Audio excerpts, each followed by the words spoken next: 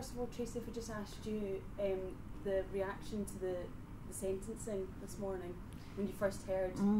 A great sense of relief. Yeah. I mean, it was a very quick verdict. I texted the lawyer at about 10 to 6 this morning, and they hadn't gone into the court yet, and 2 seconds later he'd called and they'd come to a decision. So, I mean, short of my son, which would have been the most fantastic news of him being acquitted and walking out of the courtroom today, he got the minimum sentence. So we are very, very happy with that news. And Phil, what was your worst fears? What did you... When this whole incident started, we was looking at 25 years. We was hearing things like the death penalty.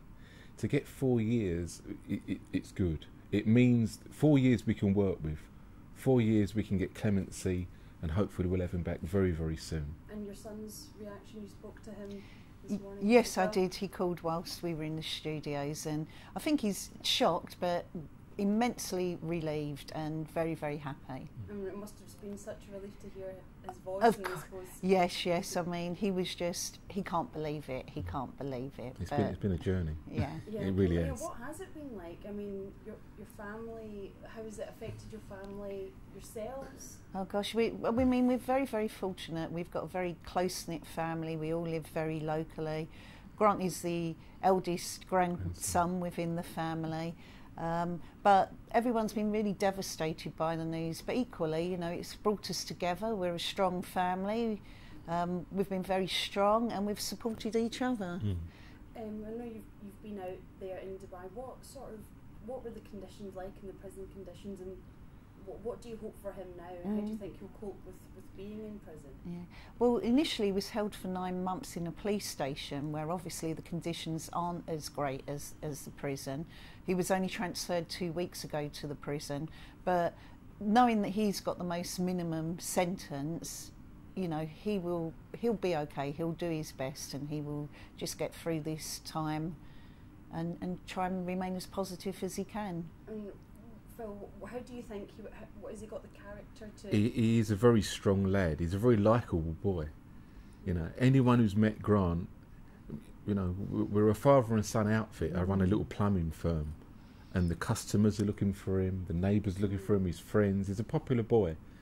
He'll do fine. He's a strong lad. And you've obviously had a lot of support from the community as well? Yes, we have. You know, he's very well loved in our local community, so we've had the strength of our neighbours, our family and friends. We have 2 other children as well, and I mean, they've done very well to cope under the difficult situation as well. Obviously a lot of attention on the family as well. Yeah. So they've had to cope with that. Yes. And they've done okay. Yes. Yeah. So what do you want to happen now? The United Arab Emirates president is obviously arriving for the state visit, and will hopefully meet Mr. Cameron, possibly not. But what do you want the Prime Minister now to do? Do you want him to tackle the situation with the UAE president, and what do you hope that Mr. Cameron will say? Well, we hope that he does tackle this full on. You know, the UAE president does have the power to give clemency to the 3 boys, and I think it's important that that happens, bearing in mind the horrific torture that all 3 of them sustained. You know, we're very hopeful that the boys will be home where they belong with their families by the end of the year. So you're hoping that Phil, at Christmas time... Most definitely, Christmas time will be a lovely time to see our son back.